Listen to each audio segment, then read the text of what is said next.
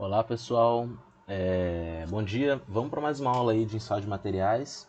Né? Essa aula aqui vai ser uma aula um pouco mais dinâmica, um pouco mais diferente do que a gente costuma ter, que é uma aula de revisão, né, sobre os assuntos que a gente vai ter na prova, tá bom? Então é uma revisão sobre alguns desses assuntos principais, beleza?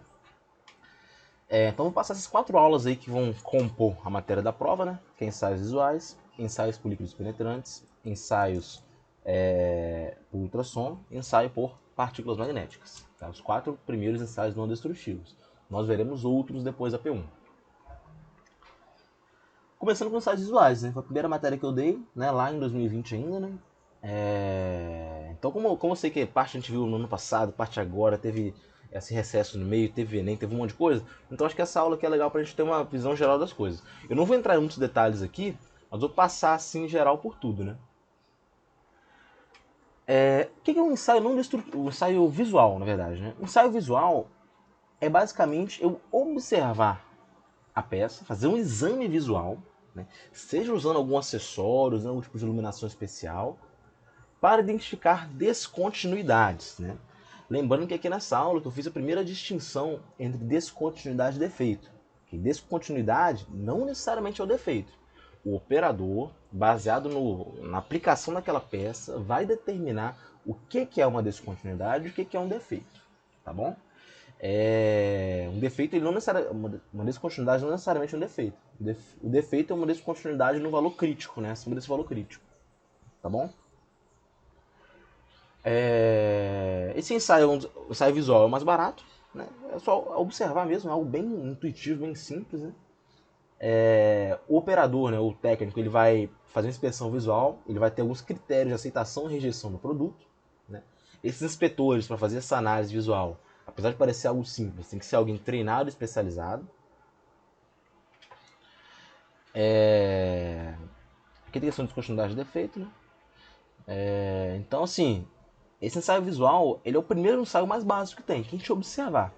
Tá? A gente sabe que o campo de visão tem certa limitação, mas eu posso fazer um ensaio visual através de um microscópio, eu posso usar lentes de aumento, enfim, são vários tipos aí possíveis de, de várias possibilidades aí na questão de ensaio visual, né? Eu posso padronizar luminosidade, distância, ângulo na qual é feita a observação, né? A gente sabe que essa questão de a percepção ótica ali, ela depende muito do ângulo que a gente está olhando, da distância que a gente está vendo, da luminosidade do ambiente, né? Isso tudo vai influenciar. Como todo ensaio, temos práticas padrão, né? Normas padrões para realização, né? Que a gente deve seguir, tudo bem? Devemos tomar muito cuidado com a questão da ilusão de ótica, né? Um grande problema aí, que às vezes a gente tende a ter a assumir algumas algumas coisas como verdade, sendo que não são, né? Por exemplo, aqui tem 3 exemplos de informações que a gente pode tentar assumir alguma coisa sem informação para isso, né? Esse último exemplo aqui embaixo. O que eu sei que está mais perto? A de B ou M de N? Eu não sei, eu tenho que fazer algum tipo de medição ali. Só com o olho, só com observação, só com o exame visual não é possível saber. Então isso é muito importante. Outro ponto a se destacar aqui é o seguinte: o olho humano, né, seja usando alguma lente de aumento, alguma coisa nesse sentido, ou não, tem a capacidade muito grande de perceber as coisas. Eu consigo ver, por exemplo, o que é vermelho, o que é preto, o que é branco, o que é rosa. Eu consigo discernir. Mas se eu pegar uma área pintada com branco e com rosa, eu não consigo discernir só com o meu olhar qual é a porcentagem de branco e a porcentagem de rosa. Então essas quantificações, né, de comprimento, de área, de volume, enfim, essas quantificações elas podem ser falhas, tudo bem? Elas podem ser um pouco difíceis de fazer, porque o olho humano ele tem dificuldade de quantificar. Por exemplo, a gente olhando esse slide que está aqui agora, qual porcentagem da tela é branca, qual porcentagem da tela é verde, qual porcentagem da tela é preta? Não sei, porcentagem não sei. Mas eu sei falar exatamente onde é verde, onde é branco e onde é preto. A questão de porcentagem, de tamanho, de comprimento, de área, isso aí é tudo. A gente tem que usar outras ferramentas para calcular isso. Tá? Então é um erro muito grave a gente querer fazer essas medições usando só a ótica, só o ensaio visual. Né? Isso até mesmo para comparar, né? Você até mesmo comparativamente, né? Aquele círculo é maior que o outro. Eu não posso falar isso, eu tenho que fazer uma conta, né? Eu tenho que usar alguma ferramenta para medir isso e me dar um dado confiável, tá bom? Para isso eu posso utilizar réguas, né? Posso utilizar algumas escalas graduadas, né? Para ter colocações assim confiáveis, né? Aí tem uma distância ótima para a gente observar aí a peça, né? A superfície tem que estar limpa, isso é muito importante, né? A limpeza isso vale para qualquer tipo de ensaio aqui que eu vou falar, não destrutivo, né? Acabamento superficial também é importante, né? O nível de iluminação também é muito importante, né? Eu não posso fazer um exame visual num lugar muito escuro, que não tem uma visualização boa do ambiente. Isso não é interessante, tá? Então a gente pode usar lâmpadas, pode usar luz branca natural do dia, etc. O ideal é que tenha um luxímetro, né? Para medir a quantidade de luz que tem naquele ambiente, é suficiente para a gente conseguir enxergar alguma coisa, né? É legal que tenha um tipo de contraste entre a descontinuidade e o restante da peça. Por que isso? Né? Para a gente conseguir ver a descontinuidade. Né? Nossa visualização, nossa visão, ela funciona através de contraste. Né? Você sabe que está escrito ensaios visuais lá em cima, porque está de verde, está contrastando com o branco do fundo. Então é isso aí, tá bom? Fadiga visual é um grande problema. Né? A gente sabe que ficar muito tempo olhando para a mesma peça, isso pode gerar algum tipo de cansaço visual. Né? Então é um cansaço visual, podemos dizer assim, tá? Que pode acontecer quando a gente está trabalhando por longos períodos de tempo com a mesma peça.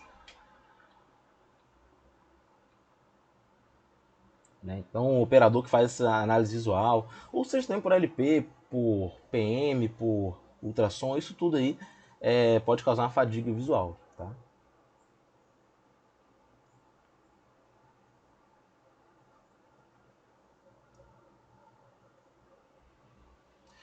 Então também a pessoa responsável pelo ensaio visual tem que fazer o acompanhamento oftalmológico, né? Isso é muito importante, claramente. Em algumas situações tem que usar alguns acessórios, alguns espelhos, algumas câmeras, tem os tuboscópios, lupas, microscópios, para romper a barreira de limite que o nosso olho traz. Isso depende muito da aplicação, tá bem? Tem a lupas e microscópio, né? Tem mostrando como é que é o esquema de imagem virtual. Lupas de diversos aumentos que podem nos ajudar a visualizar algumas descontinuidades que não podem ser vistas com o olho nu.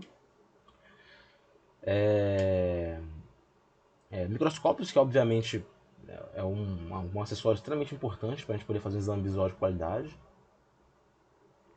Né? O espelho e o tuboscópio é um bom exemplo, é o próprio dentista, né, quando ele vai olhar nossa boca, olhar nossos dentes, ele faz um exame visual. Só que às vezes o dente lá de trás ele não consegue olhar diretamente, então ele usa um espelhinho para poder ver direito a parte lá de trás. Né? Então uma maneira, um acessório que ele usa para poder fazer a inspeção visual de maneira mais adequada. Tá bom?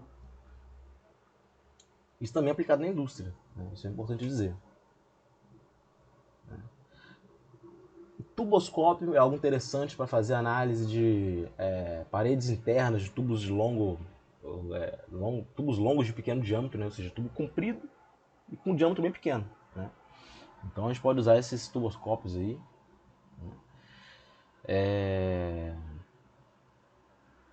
Aqui tá falando como é que é o funcionamento do tuboscópio, né? Permite o giro da cabeça, para qualquer ângulo, né? Para fazer uma análise meio que em certo ângulo aí da parte de dentro aí de um tubo, por exemplo. Câmaras de TV é importante também, né? Às vezes o ambiente tem gases tóxicos, né? Não tem como o operador entrar lá. Então a gente usa uma câmera de TV, né? Usa alguma câmera, algum tipo de aparato, aí, algum tipo de acessório para que a gente possa visualizar algum tipo de situação, fazer um exame visual. No caso de inspeções que não podem ser interrompidas, outro exemplo é o de outro exemplo onde pode se utilizar essas TVs, tudo bem? É algo bem importante, bem relevante, tá bom? Então o ensaio visual, gente, é o ensaio mais tranquilo de todos, né? Não tem muito o que discutir, acho que as questões que eu vou colocar na prova sobre o ensaio visual são questões, assim, fáceis, vocês não vão ter dificuldade, tá? O ensaio visual, ele é algo que é relativamente tranquilo quando a gente compara com outros ensaios. Vamos agora para o ensaio LP, né? O ensaio por líquidos penetrantes. Tudo bem? Vamos visualizar aqui como é que vai ser. Deixa eu tomar um copo de água.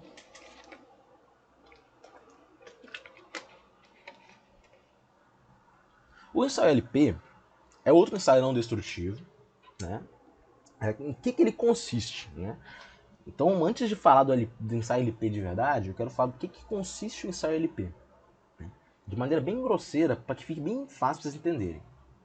Eu vou limpar minha peça, deixar ela bem limpinha. Eu vou aplicar um líquido penetrante. Esse líquido na peça ele vai penetrar nas descontinuidades, em qualquer tipo de imperfeição superficial esse líquido vai entrar. Eu vou aplicar um revelador, né? Eu vou limpar a peça, né, do líquido penetrante e vou aplicar um revelador, que vai fazer com que esse líquido que penetrou nas descontinuidades, que não foi limpo, ele se destaque. Então esse é o ensaio por líquido penetrante. Eu vou saber então, através do revelador, o revelador vai me indicar onde que estão as imperfeições, as descontinuidades. E aí eu vou analisar ou registrar esses dados, né, e usar isso para fazer dar um parecer sobre a peça, né? Se tem muitas descontinuidades, se tem muitos defeitos, né? Como é que está a qualidade da peça, tudo bem? Então o ensaio líquido penetrante é isso. Ele tem algumas particularidades, né? Aqui eu comentei que ele é muito usado para ver questão de fadiga, né? A fadiga que é um problema bem grave quando se trata de materiais que estão em esforços cíclicos, né? De peças em esforços cíclicos, né? Ainda mais se o acabamento superficial não for bom. Aqui eu vim falando dos tipos primordiais de como era feito o ensaio, né? A gente viu que isso evoluiu bastante, né? A técnica de líquidos penetrantes. Né? É importante falar que tem a limitação, esse ensaio, de ser aplicado em materiais porosos, né? Que se chamam de poros, os poros vão absorver o líquido penetrante, que é indesejado, tudo bem?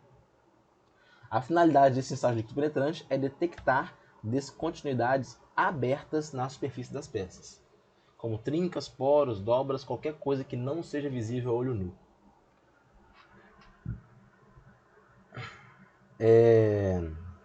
O ensaio ele consiste em aplicar um líquido penetrante sobre a superfície ensaiada, como eu falei. Eu removo o excesso de líquido penetrante da superfície, né? E a gente usa um revelador para fazer com que o líquido penetrante ele saia da descontinuidade, né? Porque aquele líquido que entrou na descontinuidade já vai ficar lá.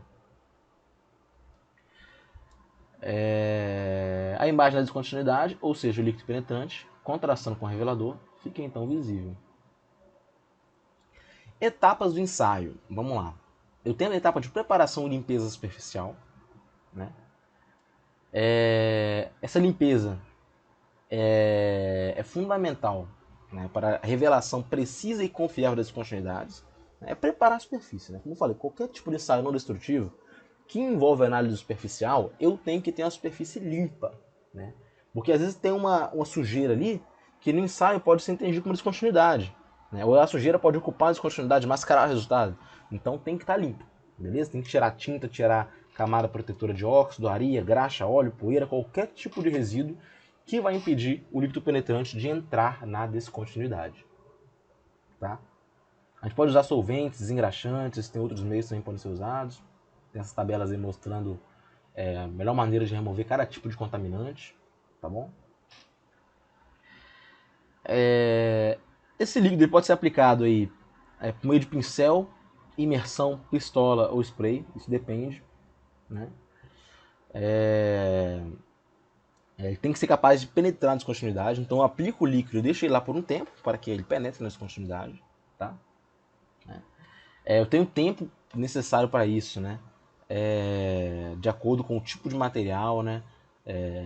Que a gente vai ter, né? O tipo de líquido penetrante que eu vou usar também, tudo bem? E aí a gente tem essas tabelas informativas aí falando sobre o tipo de material, né? Como vocês podem ver, esse tipo de ensaio aqui, ó, ele pode ser usado até para plástico, né? Para vidro, né? Não é algo específico de aço, né? De aço, né? A gente tem a mania aqui, de pensar que esses ensaios são só para aço, só para metal, só que nem sempre, tá? Alguns deles, dos ensaios não destrutivos, podem ser usados aí para materiais não metálicos, tá bom? Bom, eu limpei, eu apliquei o líquido penetrante, eu vou remover o excesso. Vou remover o excesso, né, de maneira que eu só tenha líquido nas descontinuidades. Tudo bem? Faço essa limpeza aí, né? Se essa limpeza não for feita adequadamente, eu posso revelar algumas descontinuidades que não existem, né? Ou pode mascarar resultados no geral, então essa limpeza tem que ser bem feita, né? Lembrando que tudo isso é normatizado, tudo isso segue uma norma, tá bom? A quarta etapa é a etapa de revelação, né? Eu vou aplicar o revelador, que vai que nada mais é que um talco branco, né? Ele vai me falar onde que eu tenho o líquido penetrante ainda, ou seja, em quais partes da superfície da peça eu ainda tenho líquido penetrado na sua irregularidade superficial. Né? Esse revelador ele suga o penetrante da descontinuidade, trazendo ele para a superfície, indicando na superfície onde que está a descontinuidade. Tá? Aqui também tem um tempo para revelação, né? Esse processo aí é um pouco demorado, digamos assim, né? Porque eu tenho que limpar, aí eu aplico o líquido penetrante, eu deixo o líquido penetrante lá por um tempo. Depois que eu deixo o líquido penetrante lá por um tempo, eu removo o excesso de líquido penetrante, eu já aplico o revelador, eu deixo lá por um tempo, e é aí que eu vou ter a informação que eu tenho que retirar. Tá bom? Essa informação é retirada através da inspeção, né? Usando luz branca natural artificial. Né? Esse revelador, quando aplicado na superfície de ensaio, vai ter um contraste, que vai me indicar a descontinuidade. Né? Pode ser de várias cores, aí, pode ser visível só em luz negra, dependendo do tipo. Né? E depois que fez essa inspeção, eu vou registrar, olha, descontinuidade na posição tal, tal, tal, tal, número de descontinuidade tal, tamanho da descontinuidade tal. Essa medição de tamanho, lembrando, é feita usando algum tipo de instrumento de medição, algum tipo de régua, alguma coisa nesse sentido. Né? Claro que com uma régua não vai ser tão exato, mas dá para ter uma noção. Né? É menor que 1 centímetro, né? É mais que isso, menor que isso, é menor que meio centímetro, né? Que 5 milímetros, não sei. Dá para ter uma noção. Em relação à limpeza, né? Depois que eu aplico o revelador, percebo que eu já apliquei um monte de coisa na peça, né? Então tem que limpar, tirar tudo aquilo. Lembrando que ensaio não destrutivo é ensaio que a peça ela vai antes e depois ela vai ter a mesma característica, ela não vai alterar nada. É como se eu tirasse uma foto da peça. Se eu tirar a foto sua, você não vai ter sua estrutura alterada por causa disso. Né? Você vai ter uma foto sua só. A ideia é que é a mesma. É eu revelar uma parte da peça, tá bom? Então eu vou aplicar o líquido penetrante, aplicar o revelador, eu vou sujar a peça, beleza. Mas depois eu tenho que chegar e limpar tudo. Remover totalmente todos os resíduos do ensaio. Né? Fala um pouco da luz negra aqui. Né? Fluorescência, não é muita vantagem falar disso. Né?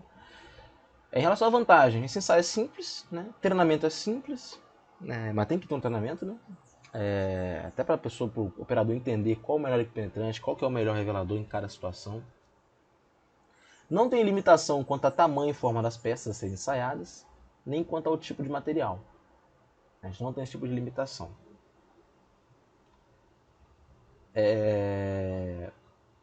Esse ensaio ele pode revelar estruturas descontinuidades muito finas, né, na ordem de 1 micrômetro, totalmente imperceptíveis ao olho nu.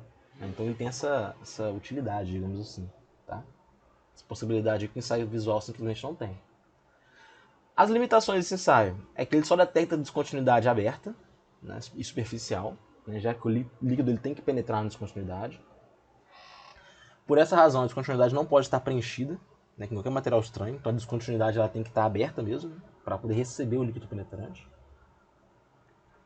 A superfície do material a ser examinado não pode ser porosa ou absorvente, já que a gente não consegue remover totalmente o excesso de penetrante nesses casos, né? Já que vai absorver o líquido penetrante, né? Então quando eu aplicar o revelador, eu não vou conseguir tirar o líquido penetrante daquela descontinuidade, mascarando no resultado. Em geometria complicada, esse ensaio ele pode encontrar limitações, né? Pode ser inviável, né? Isso porque precisa de muita limpeza depois do ensaio e talvez a geometria não permita uma limpeza muito bem feita, né? Então, no caso de indústria alimentícia, farmacêutica, hospitalar, pode ser que esse ensaio não seja realizado adequadamente, né? Aí que tem algumas características do líquido penetrante que são importantes, né? Capacidade de penetrar em pequenas aberturas, capacidade de se manter em aberturas grandes, ser removível, capacidade de se espalhar no filme fino, enfim, tem algumas características aí dos líquidos penetrantes que são importantes para o ensaio, né? Aí tem alguns tipos, né? Método A, que são os líquidos penetrantes fluorescentes, né? Só aparecem quando são excitados por luz negra. Os visíveis coloridos, método B, né? De cor vermelha, né? Indicam um bom contraste, geralmente. Quanto ao tipo de remoção de excesso, a gente tem outras classificações, como aqueles laváveis em água, aqueles pós-emulsificáveis, né? A remoção do excesso é feita, facilitada pela adição de emulsificador, né? Que tem definição aqui embaixo do que se trata, né? Que é o composto químico, né? Uma vez misturado ao líquido penetrante à base de óleo, faz com que o penetrante seja lavável pela água, ou seja, torna o líquido lavável pela água. Removível por solvente, né? Tem alguns tipos aí, tá? De líquidos penetrantes, né? E alguns tipos de remoção desse líquido também. Lembrando que a remoção é a etapa entre a aplicação do líquido penetrante e a parte como posso dizer, de revelação, tá bom? Vou distrair aqui agora.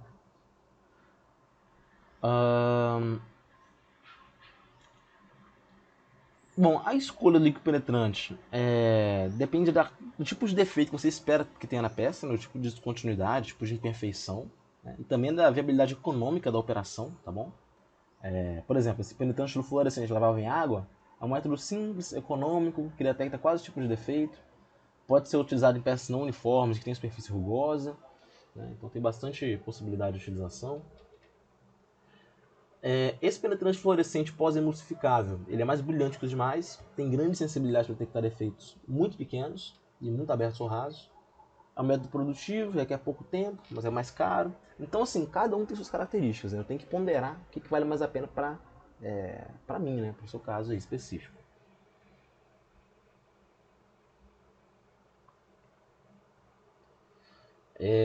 Isso que é bem importante, né?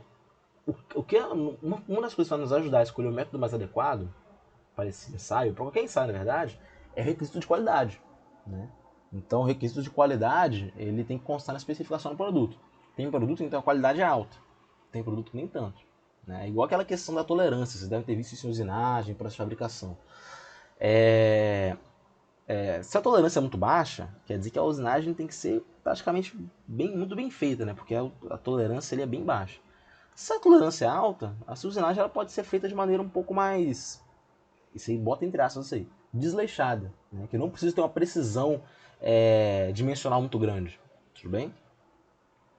Então aqui também vale a mesma coisa, né? Às vezes, se eu tenho um requisito de qualidade que não é tão grande assim, essa necessidade de qualidade, eu posso limitar apenas as quantidades grandes. Então, um ensaio mais simples, mais barato, vai valer a pena para mim.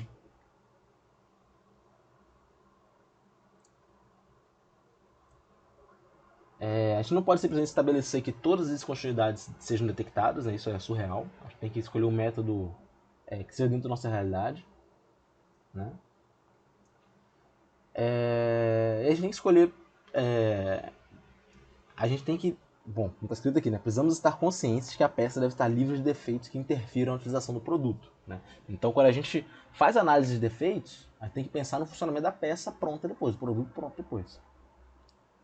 Isso geralmente é pré-determinado já, né? A revelação, né, feita com aquele talco que eu comentei antes, né? Além de cumprir a função de revelar, de sugar a descontinuidade, tem que revelar também, então tem que ter algumas propriedades, né? Tem que ser feito de uma substância absorvente, tem que cobrir a superfície de exame, ter granulação fina, ser fácil de aplicar, né?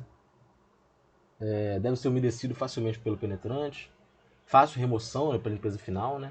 Isso é muito importante, né? Ter fácil remoção, não pode ser algo que fique preso lá para sempre.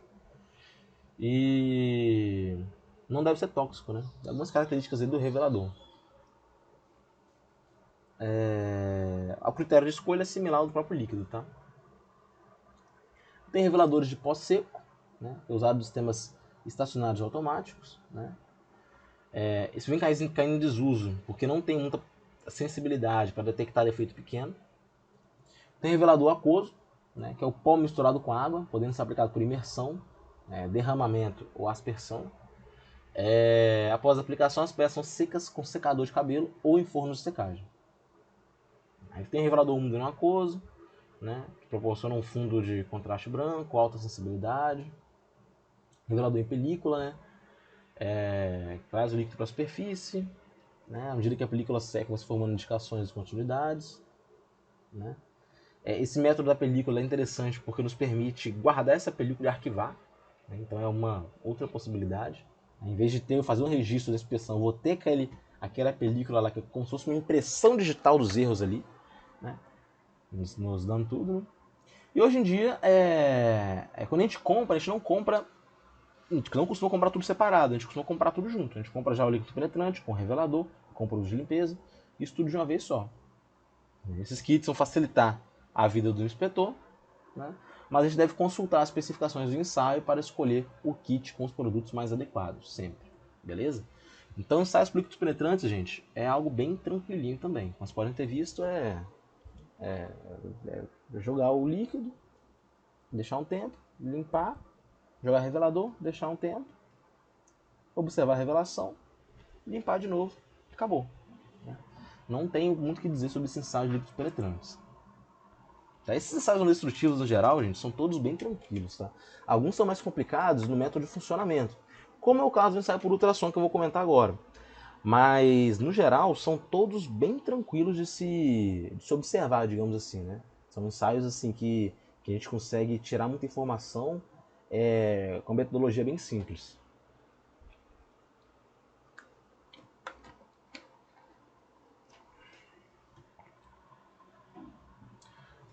Bom, aqui no ensaio por ultrassom, eu passei um tempinho aqui falando sobre o próprio ensaio, né? Falando sobre o que sobre o que é ultrassom, né? Voltando um pouco de ótica, né? Isso aí foge um pouco do que a gente... de ótica não, perdão, de ondas, né? Ondulatória, né? Isso foge um pouco do escopo aqui da nossa disciplina, né? Que é o ensaio em si, né? Não é onda, não é ondulatória, né? Não é física. O que é esse ensaio por ultrassom? É um ensaio não destrutivo aplicado na indústria que nos permite, através do ultrassom, inspecionar todo o volume da peça, né?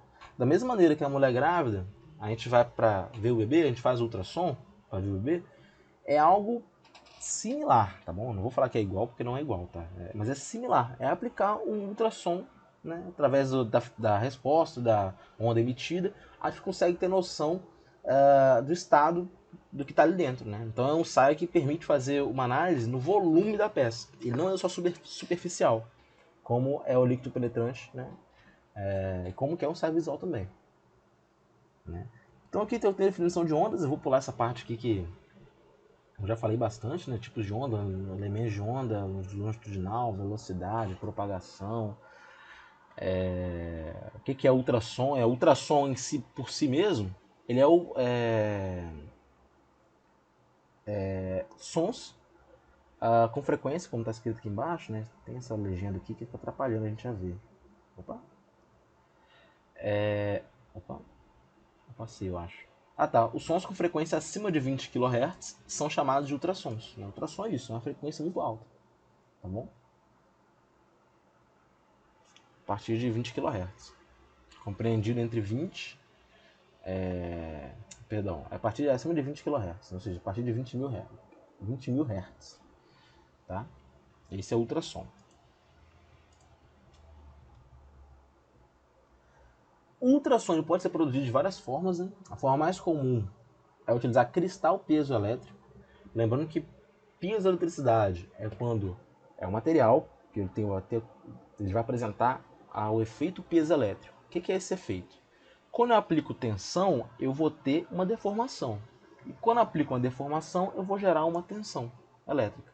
Então é a relação entre tensão elétrica e deformação, tá bom? É a piezoeletricidade. Então um cristal piezoelétrico, se eu comprimir esse cristal, eu vou gerar DDP.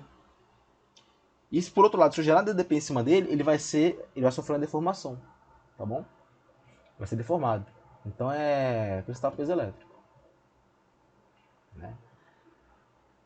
Aqui tem alguns explicando como é que funciona essa geração da ultrassom, né? Ao se aplicar a corrente alternada de alta frequência no cristal piezoelétrico, ele vibrará na mesma frequência, gerando ultrassom, né? Lembrando que a frequência nada mais é que o número de ciclos por minuto, né? Por segundo, né? O número de ciclos por determinada quantidade de tempo. Como está em hertz, é por segundo. Né? Então aqui nesse caso o ultrassom é acima de 20 mil ciclos por segundo. É bastante coisa. A frequência aí da ultrassom. Né? Então, quando aplica a corrente alternada no cristal piezoelétrico, ele vai vibrar como resposta a essa corrente alternada. E quando o cristal vibra, ele também gira um sinal elétrico. Então é vice-versa, acontece dos dois lados. Vantagem: dá a localização precisa das descontinuidades existentes, sem processos intermediários, né? Como negócio de revelação de filme, não tem isso. Alta sensibilidade para detectar pequenas descontinuidades. Maior penetração para detectar descontinuidades internas. Respostas imediatas pelo uso de equipamento eletrônico, né? Então vai ter dados eletrônicos para dar resposta imediata. Desvantagem do ultrassom: tem que ter bom conhecimento técnico do operador. Não é algo tão simples quanto o líquido penetrante, que a gente consegue pegar de maneira mais fácil, né? Isso aqui tem que ter um bom conhecimento técnico do operador. Eu tenho que estar atento durante todo o ensaio. Eu tenho que ser obediente a padrões para calibração do equipamento, né? São alguns pontos aí. Existe a necessidade de se aplicar substâncias que a gente chama de substâncias acoplantes, né? Que fazem a ligação entre o equipamento de ensaio e a peça. Então, a gente tem essa questão dos acoplantes, né? E aplicando ultrassom, vamos lá. O uso do ultrassom como ensaio não destrutivo é largamente difundido na indústria, né? É um ensaio muito utilizado, né? O ultrassom é algo utilizado rotineiramente para detectar descontinuidades em todo o volume do material, seja de metal ou em não metal, né?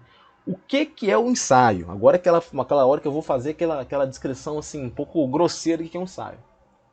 Eu vou emitir, através de um transdutor, eu vou emitir o ultrassom, né, pelo material, pela peça. Esse ultrassom ele vai percorrer o material, né, e eu vou verificar os ecos recebidos na volta, pelo mesmo transdutor ou por outro transdutor. Então é como se eu emitisse um sinal de ultrassom e analisasse a resposta desse sinal. De acordo com a resposta desse sinal, vai me dizer se tem descontinuidade, se tem alguma coisa no meio da peça, né? Vai me dar tudo, tá bom? Então eu gero ultrassom e analiso a resposta. Aqui tem um aparelho de ultrassom, né? O cabeçote transdutor, superfície 1, superfície 2, superfície 3 ali. A superfície 1 onde está o transdutor, né? A superfície 3 é onde está a descontinuidade, né? A superfície 2 é onde está o limite da peça, o outro lado da peça, né? Que vai me dar o sinal de retorno também, dá um eco. O transdutor também é chamado de cabeçote. O transdutor é o dispositivo que vai transformar um tipo de energia em outro, né? Então ele vai pegar a energia elétrica, né, de uma corrente alternada e vai transformar na energia mecânica de vibração, né? Isso pode ter várias formas que ele faz isso, né? A peso da eletricidade é uma das formas. A classificação dos transdutores podem ser várias de acordo com a aplicação, quanto ao ângulo de emissão de recepção, quanto à função, se ele é emissor, se é receptor, ou se ele faz as duas funções, né? Quanto ao ângulo, se ele for normal, ele emite ou recebe o ultrassom perpendicularmente à superfície, e se ele for angular, ele emite ou recebe o ultrassom obliquamente à superfície. Tem esses dois tipos. Quanto à função, o transdutor pode ser um monocristal piezoelétrico, né? Ele pode ser um duplo cristal, pode ter um cristal para recepção e outro para emissão, né? O monocristal pode ser só emissor, só receptor, ou pode ser os dois tipos.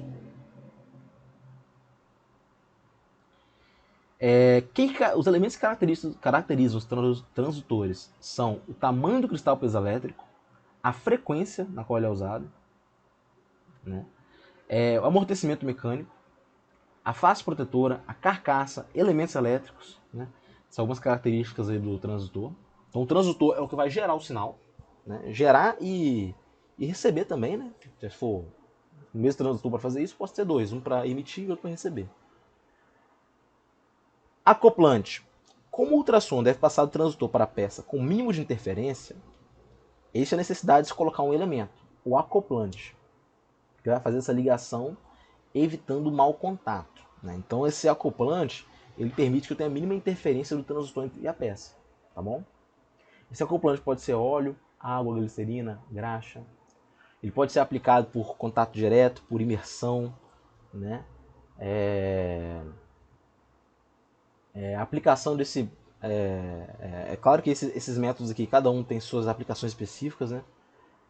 Contato direto é mais simples, imersão requer uma preparação adequada para isso, né? Nesse caso, dois casos aqui, por exemplo. Nesse caso, o direito foi muito claro. Tem a peça aqui, eu mergulhei num balde, né, um recipiente com água, e embaixo tem um transdutor. Essa água aqui ela vai fazer o acoplamento entre a peça e o transdutor, né, garantir que não tem interferência ali. Tá? Esse é só um exemplo.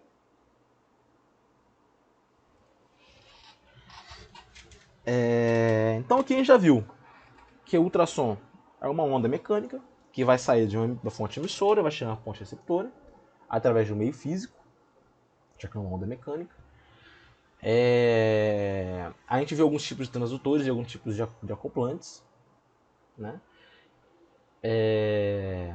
O transdutor que ele recebe o sinal elétrico, né, e converte em sinal mecânico, né, ou vice-versa, então ele transforma um tipo de energia em outro.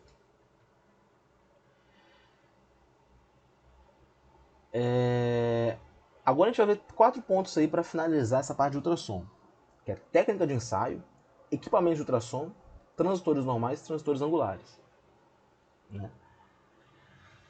A gente tem 4 tipos aí de técnicas, né, de acordo com o tipo de transdutor que a gente vai utilizar, seja por transparência, por pulso eco, por duplo cristal e por transdutor angular. Técnica de transparência. Não havendo descontinuidade no material, o receptor recebe aproximadamente 100% do sinal emitido. Né? Havendo descontinuidade, o receptor recebe uma porcentagem inferior ao sinal emitido. Então é aquela questão de ele receber de volta menos do que ele enviou. Né? Essa técnica ela é mais indicada para processo automático, se envolve grandes produções. Né? Essa técnica não é apropriada para processos de medições manuais, né? Porque tem a questão do cansaço em segurar dois cabeçotes, né? Um para emitir, outro para receber. Né?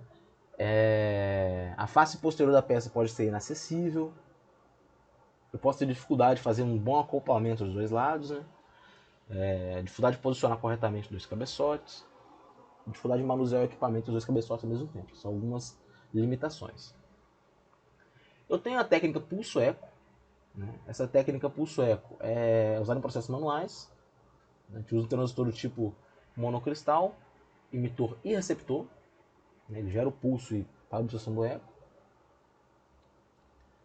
Tem muita facilidade de manuseio de operação. Essa técnica nos permite fazer medição precisa quando o transdutor não está emitindo sinal durante a chegada de um eco. Nesse caso, as ondas ultrassônicas tendem a ser pulsantes, para que o cristal receba os ecos de retorno nos intervalos de pulsação. Tá bom? Então a gente tem essa característica aí desse ensaio por ultrassom. Tá? Pulso eco.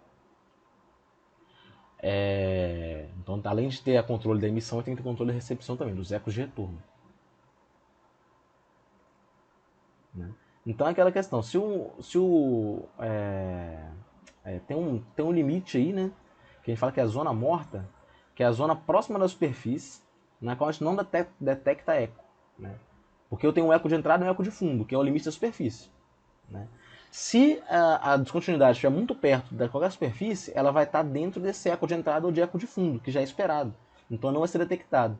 Então tem uma zona morta aí associada a esse transdutor pulso eco. Tá? Como está mostrado aqui, eu tenho um pico no início e tenho um pico no final. Esse pico já é comum no ensaio. Se eu tiver na descontinuidade aqui, ela vai estar oculta dentro desse pico, tá? Porque a descontinuidade ela aparece como um pico aqui nesse gráfico, tá bom? Eu tenho a técnica do duplo cristal. Isso é usado para ensaiar peças com pouca espessura, na qual eu quero encontrar descontinuidades próximas à superfície, né? Então ela é usada em situações onde o pulso eco não é usado. Nesse caso a gente usa outro tipo de transdutor, né? Transdutor receptor, por duplo cristal. A zona morta ela é bem menor, por isso que permite a detecção de descontinuidades próximas à superfície, né? Então é bem tranquilo também. Permite avaliar superficial. Então você pode ver que o ultrassom, quando a gente compara com o líquido penetrante, às vezes ele tem dificuldade, dependendo do método, no caso do pulso eco, de identificar problemas, descontinuidades superficiais. Ao passo que métodos como o líquido penetrante e até mesmo partículas magnéticas detectam principalmente descontinuidades superficiais, né?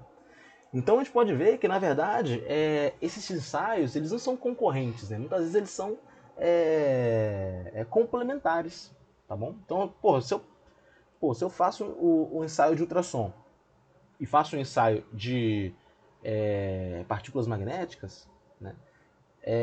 Isso quer dizer que eu vou ter uma ideia completa da peça, tá? Então não é um concorrente ao outro. Qual que eu vou escolher? Às vezes faz os dois que tem uma varredura completa, que eu vou ver tanto o interior quanto a superfície, de maneira bem clara.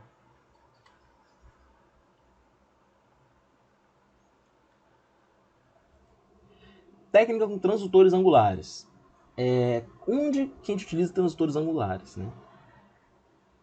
Trânsito angular é aquele que o ângulo de geração aí do sinal de ultrassom, né, ele é feito em ângulo, né? Não é normal, não é perpendicular à superfície da peça, né? Ou a geração do ultrassom.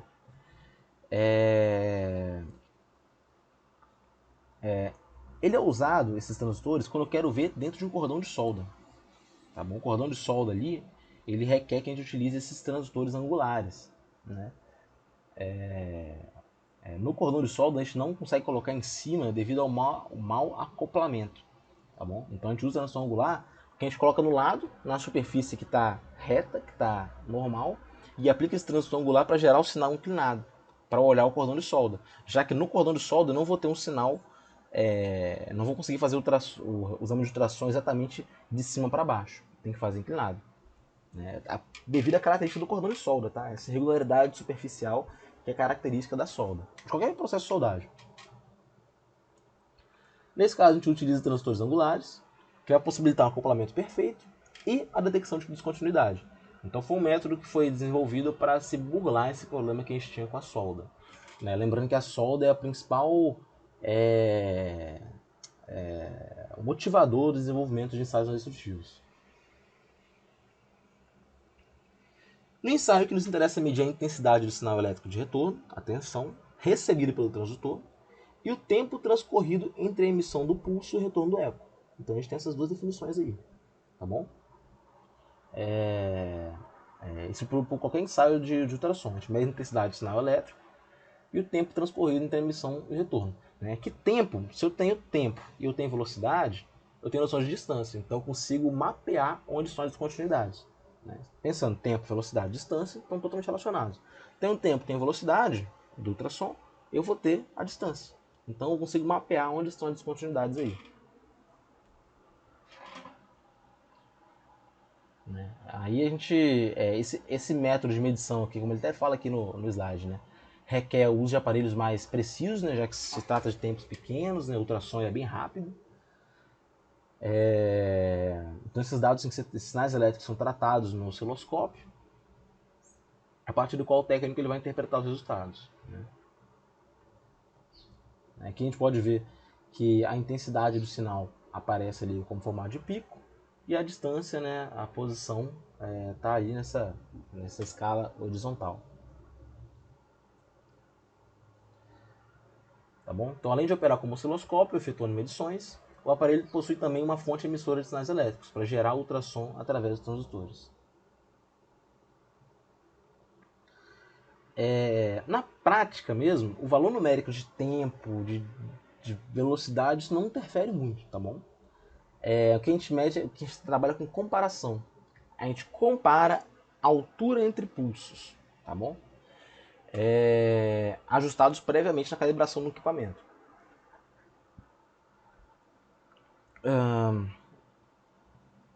Deixa eu ver se está faltando falar alguma coisa aqui importante.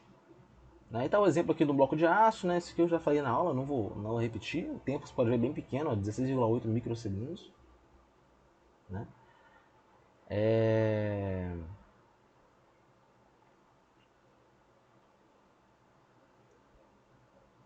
Então aqui é importante que ele está mostrando como é que faz o ajuste de escala, né? Aquela questão de saber que eu dividi em 10, fiz 10 divisões, né? Entre o pulso de entrada e o pulso de fundo, né? Perdão, o eco de entrada e o eco de fundo. Né? Então se eu sei ali que tem um pico se a peça tem 100 milímetros, né? Tem 10 divisões ali, isso quer dizer que cada divisão é equivalente a 10 milímetros. Perdão, eu acho que eu confundi agora na hora de falar. Eu tenho um eco de entrada e um eco de fundo. Né? Eu sei que a peça tem 100 milímetros. Eu tenho 10 divisões aqui no meu osciloscópio, né? Mostrando lá no gráfico. Né? Se eu tenho 100 milímetros dividido por 10 divisões, eu sei que cada divisão aqui é 10 milímetros na peça. Então, se eu tenho um pico aqui que está indicando que está em 5, isso quer dizer que mais ou menos na metade da peça, em 50 milímetros, eu vou ter algum tipo de descontinuidade. Tá bom? Como está colocado aqui, a descontinuidade correspondendo a 50 milímetros. Então é tudo bem comparativo.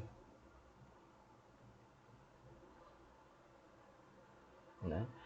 E aí é importante falar também que a questão do retorno depende muito da distância percorrida pelo pulso dentro da peça. Né? Se o pulso ele faz uma distância muito grande, o pico vai ser menor, tá bom? O retorno vai ser menor.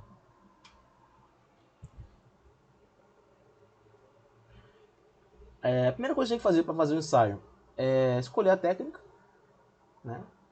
Ajustar o pulso de resposta na tela do aparelho, né? Calibrar o equipamento, né? Preferencialmente com o próprio material que eu vou fazer o ensaio, né? Preferencialmente sim. É recomendado que se faça isso, não se faz isso apenas se não tiver como. Tá? Facilitar o ajuste. Né? Aqui tem a peça e tal. A gente calibra. Né? A calibração ela é feita para tentar limitar aqui um critério de aceitação. Né? Aquela questão assim, eu vou ter descontinuidades. Se o meu critério for o seguinte, descontinuidades acima de 1 milímetro, eu não considero defeito. A mais de 1 milímetro já é defeito. No caso aqui ele usa 1,5 milímetro como exemplo. Né? Então é que tem um critério, tá bom? Isso é determinado pelo operador de acordo com a aplicação da minha peça. Então vamos fazer o ajuste da escala, a gente liga o aparelho conectando o cabo coaxial do transdutor ao aparelho, seleciona a função para operação, de acordo com o transdutor escolhido,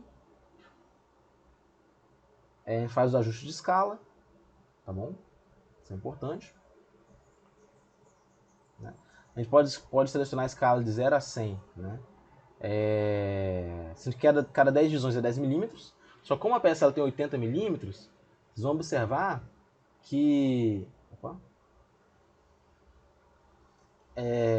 que não vou ter o pulso de entrada não vai bater com o 10 lá no final, tá? Perdão, pulso de fundo. Pulso não, gente, o eco de fundo. Sempre confundo na hora de falar. O passo seguinte é acoplar o transdutor sobre o bloco padrão, na espessura determinada. Deve aparecer 4 pulsos, né? E aí fica bem assim, né? Primeiro pulso em 2,5, segundo pulso em 5, terceiro pulso em 7,5. Essa parte de calibração aqui está bem explicada lá na aula, eu perdi bastante tempo. Perdi não, né? Eu gastei bastante tempo falando isso, porque é importante só eu fazer esse ajuste, tá? A gente pode fazer uma curva de atenuação, que serve para ajustar a sensibilidade do aparelho para detectar descontinuidade. Né? Então é a curva que indica assim, olha, se o pico passar dessa curva aqui, quer dizer que está acima de 1,5. Basicamente é isso, uma referência aqui, esse 1,5 é a referência que eu coloquei como critério para aceitação. Né? Então, aqui está um pouco difícil de ver, mas tem uma curva aqui de atenuação. Né? Indicando lá essa curva aqui indica aqui a posição certinha que eu quero de descontinuidade, de tamanho, tudo certinho. tá bom? Como está colocado aqui, né? Até lendo aqui para destacar de novo, nós estamos com referência no corpo de prova conhecido em aço, com furos propositalmente efetuados com 1,5 de diâmetro, né? Então a gente faz furos de 1,5, a gente traçou essa curva. Então isso aqui é uma parte da calibração. Quando eu vou fazer análise com o meu material, tudo que estiver acima dessa curva aí, quer dizer que ultrapassou meu critério de limite, né? O critério limite, tá bom? Então a curva de atenuação serve para isso. A gente coloca essa curva sobre a tela e depois faz o ensaio. Né?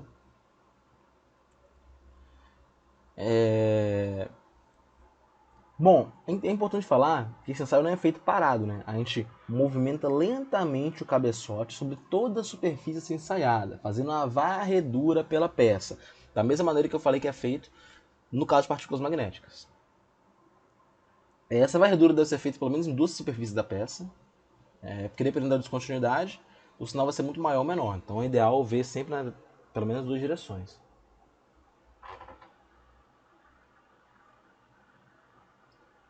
Nesse caso aqui, por exemplo, ó, o S3 ele está entre 0 e 8 e está acima da curva de atenuação. Então ele é um defeito. Né? E S4 que está abaixo da curva de atenuação, está um pouco difícil de ver aqui, é apenas uma descontinuidade.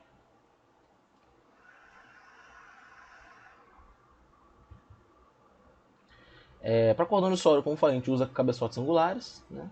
Usa transistor angular, isso vai depender da característica da solda, etc. O cordão de sólido, o tamanho dele, a largura. O processo de calibração mesmo, tá? E o transistor vai estar só inclinado, né? É bem similar ao processo de calibração, na verdade, não é só que é um business, mas é bem similar. Está bem descrito aqui também. Faz ajuste no equipamento e inspeciona a peça, né? Que a gente tem que saber que a distância percorrida ela tem um ângulo ali também, né? Isso vai variar em relação à própria inclinação dentro do transistor. Então o método de cálculo é esse daí, beleza? E é isso aí, gente. Ensaio de ultrassom, ele é um pouquinho... Dos que caem na prova, acho que ele é um pouquinho mais complicado.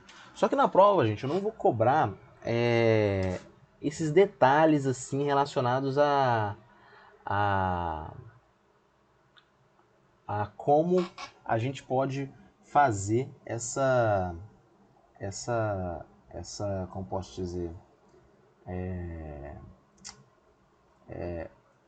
eu não vou cobrar muito detalhe relacionado a como se faz o ensaio de fato, beleza?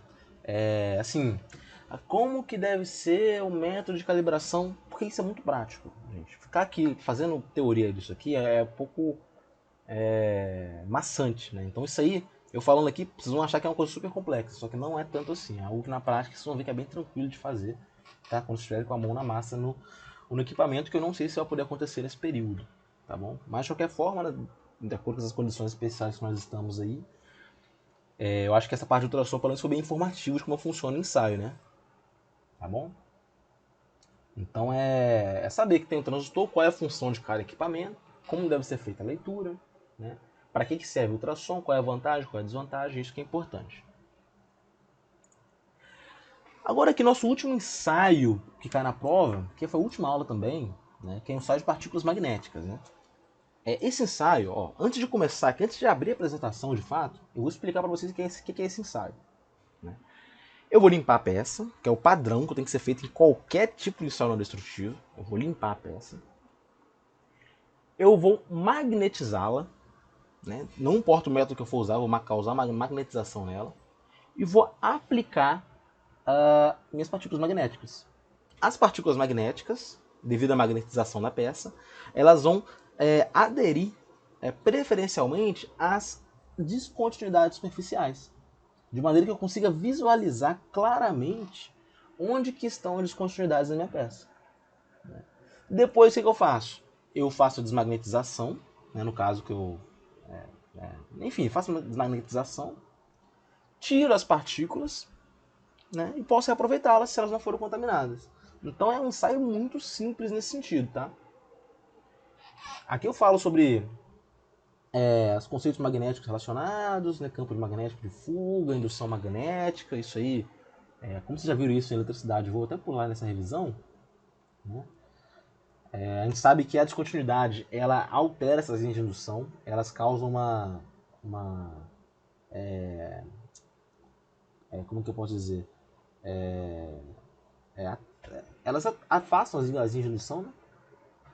Por não dizer assim. Aqui eu falo um pouco sobre o campo magnético, né? Esse ensaio foi baseado em malhas de ferro, só que agora a gente utiliza partículas magnéticas, que não necessariamente são de malhas de ferro, tem vários tipos aí possíveis, né? Etapas para preparação para a execução do ensaio.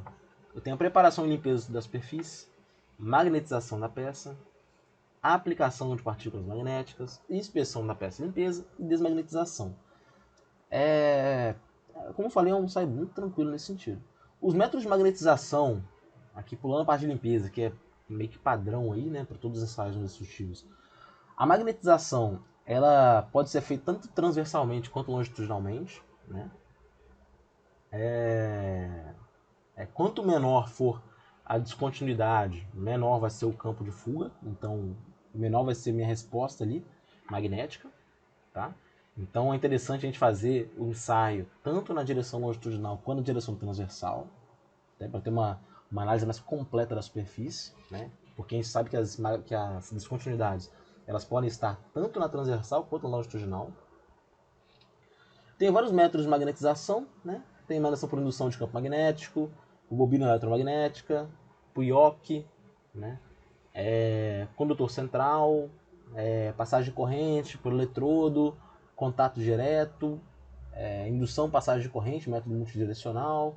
Enfim, eu tenho vários tipos diferentes, mas todos eles se baseiam no mesmo princípio, que é gerar um campo magnético, né? Magnetizar a peça. Né? Então, cada tipo tem uma particularidade, obviamente, mas a ideia geral aqui é magnetizar a peça, de fato. Tá? Aqui eu comentei que tem dois tipos de técnicas, né? Que tem a técnica do campo contínuo e do campo residual. Isso é importante destacar, porque talvez não fique muito claro.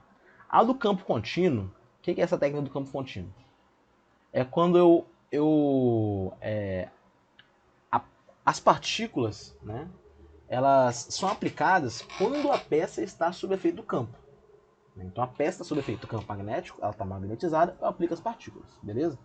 Só que existem outros tipos de materiais que compõem as peças que eu não preciso manter esse campo magnético lá. Eu posso aplicar o campo e tirar o campo. E quando eu tiro o campo, ela ainda vai ficar sofrendo o efeito daquele campo no tempo. Tudo bem? E quando está sofrendo o efeito desse campo, a gente fala que está sobre um campo residual. E às vezes eu aplico a partícula magnética enquanto ela está sobre esse campo residual. Né? E aí o ensaio é feito usando o campo residual. Não é um campo que está ativo, ele já foi ativo e é como se a peça estivesse só lembrando dele ali. Ela está uma magnetização residual ali ainda. Tá?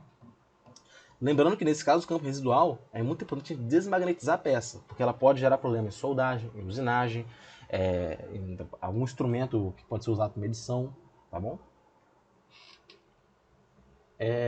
Então é isso, né? O importante nesse ensaio de partículas magnéticas sempre é nos certificar que eu tenho um campo gerado com intensidade suficiente para formar os campos de fuga. Se o campo de fuga ele não tiver intensidade suficiente, não for robusto o suficiente, eu não consigo detectar as descontinuidades.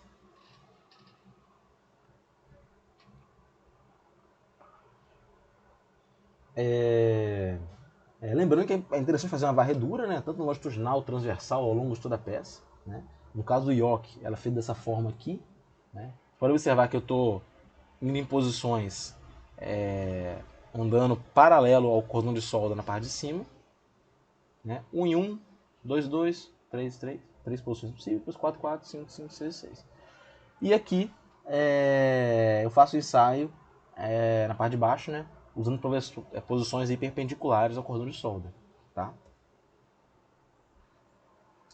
A aplicação das partículas magnéticas. Elas são fornecidas em forma de pó, em pasta ou em pó suspenso em líquido concentrado.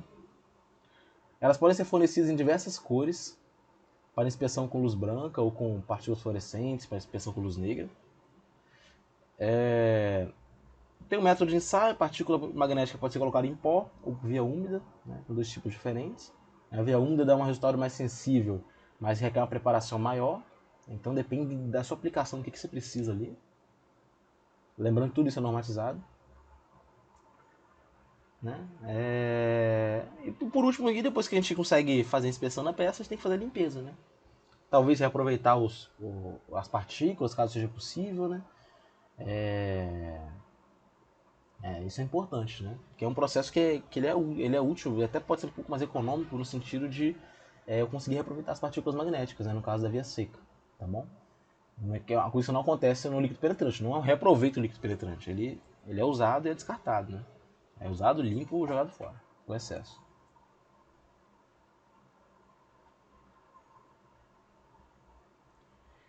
É isso, a gente tem vários tipos diferentes aí de ensaios, tá bom? De partículas magnéticas, né? Cada qual com sua aplicação. É um ensaio tranquilo de ser feito. O método de funcionamento dele é bem tranquilo também. É um princípio magnético, é bem simples nesse sentido. Né? E qual método você vai escolher dentro de cada situação depende da percepção do técnico, né? De ele olhar, observar, ver qual tipo de magnetização pode ser feita mais facilmente, depende da geometria da peça, da natureza da peça, da, da dimensão da descontinuidade que a gente espera que apareça nela. Então tem esses detalhes aí, tudo bem? Relacionados aí a partículas magnéticas. Então foi isso, gente. A revisão, como eu falei, a revisão foi passar rapidamente todas essas aulas que eu passei antes, tá? E é isso, né? Não se preocupem muito em relação à prova. Eu não vou pegar pesado com vocês. Tá bem tranquila, bem no perfil das últimas, né? Vão ser 12 questões, né? Cada uma valendo um ponto.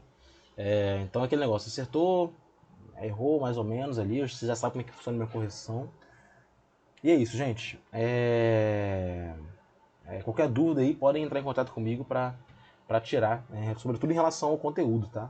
Porque eu sei que é um conteúdo novo, vocês estão vendo muita coisa de uma vez, está muito conturbado o período.